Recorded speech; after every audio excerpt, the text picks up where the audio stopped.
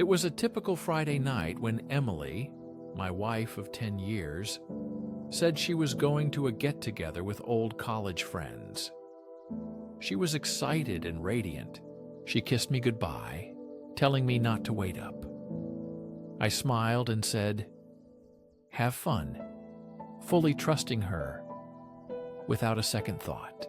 But after a few hours, a quiet unease started to creep in.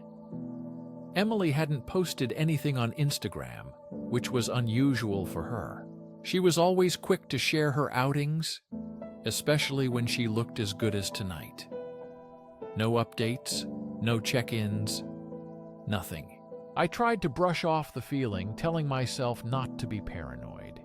She was just having fun, I thought, as I grabbed a beer. I settled into the couch, trying to lose myself in a movie, but the uneasy knot in my stomach wouldn't go away. The night stretched on with no word from Emily. I kept checking my phone, hoping for a message or a call. Every minute felt heavier, the silence louder. I couldn't shake the feeling that something was wrong, but I had no proof. Then I heard about the party. Only one man had accompanied her, and Emily had stayed the night. Feeling betrayed and furious, I decided to take brutal revenge, determined not to let this go unanswered. I planned carefully, knowing this was a turning point in our marriage, a night that would change everything. Revenge was not about destruction, but about making her understand the pain she caused me. The next day, I confronted Emily with the truth, demanding honesty and clarity between us. Our marriage faced its greatest test, but I was ready to fight for the truth and for us. This was not just about revenge. It was about reclaiming trust and deciding what our future would hold. My stomach tightened as the hours dragged slowly. I looked at the clock. 1:30 in the morning. Still no news. Then I did something I had never done before.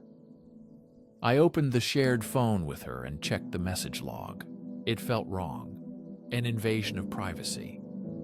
But an inner feeling suggested that this night was hiding more than she said. And I was right.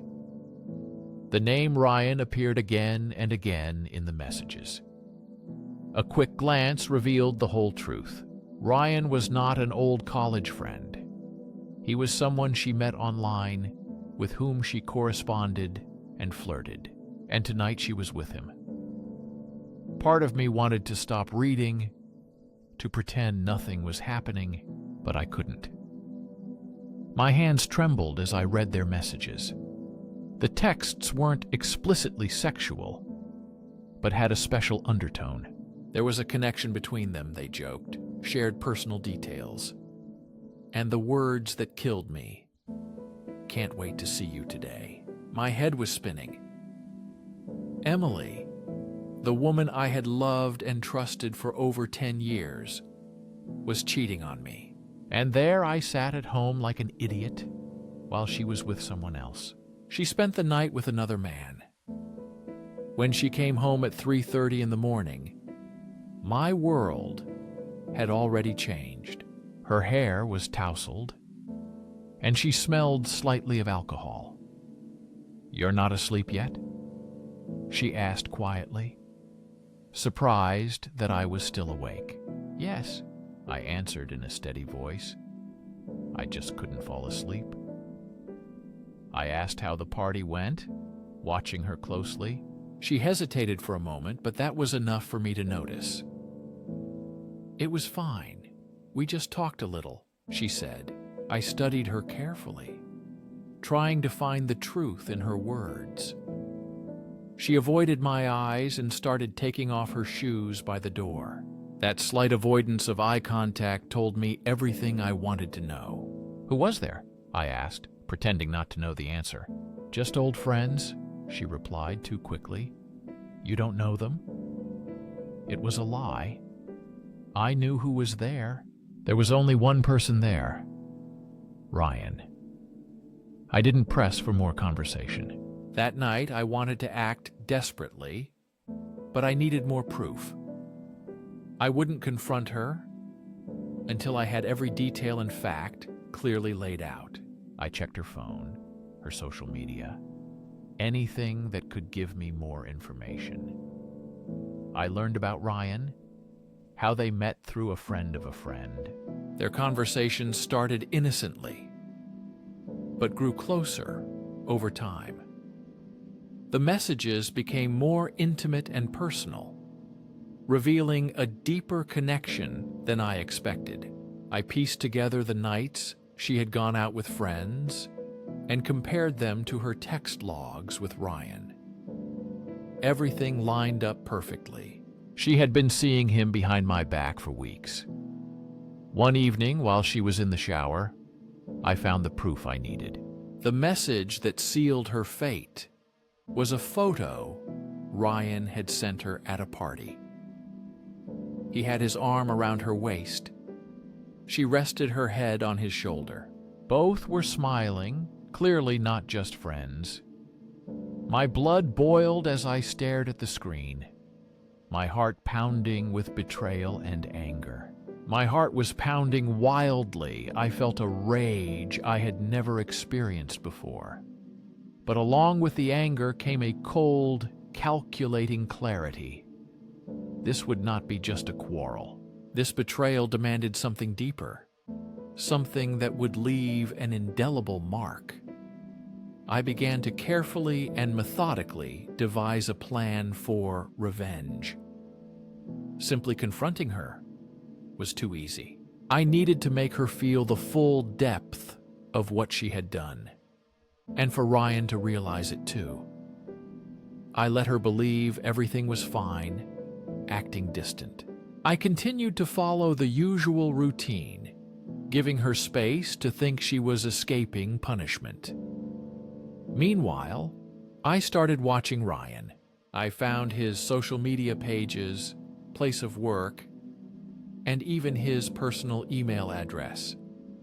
He was careless, like many people, and that worked in my favor. I created a fake persona that seemed like a mutual acquaintance of Emily to get closer to Ryan. Over several weeks, I built an online relationship, earning his trust. He had no suspicion of my true purpose. At the same time, hidden cameras were installed in our house, capturing every moment Emily corresponded with him. I recorded their phone calls and secret meetings. I was gathering evidence not for court, but for something much more terrifying. Finally, the day came when Emily went to meet a friend at a cafe. I knew exactly where she was headed, to Ryan's apartment. I let her go, but this time I wasn't just waiting at home. I had already prepared the final stage of my plan. I uploaded the footage, carefully editing it into a story of betrayal and lies. The story told of a woman who deceived her husband and a man who thought he could steal someone else's wife. I anonymously posted the video on a popular social network, presenting it as a social experiment. The video quickly gained popularity. By the time Emily returned home in the evening, the internet had already turned against her. She didn't know what awaited her.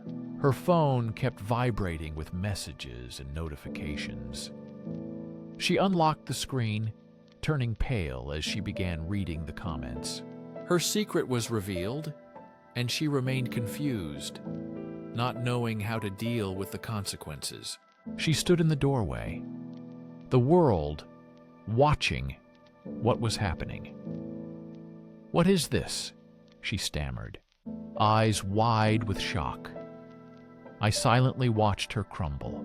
"I told you not to wait," I said calmly. But I couldn't hold myself back. She turned around, tears in her eyes. "Did you do this?" she asked. I didn't answer. It wasn't necessary. After that, Emily's life fell apart. Ryan disappeared, his reputation destroyed by the video exposing the truth. Emily became an outcast, friends turned away, her social media was flooded with angry comments. She prayed for forgiveness, swore she still loved me, but it was too late. I packed my things and left silently. The silence I left was all the answer she needed. If you enjoyed this story, subscribe to the channel Lauren's Stories for new dramatic and thoughtful tales. There are always many, and they are deep.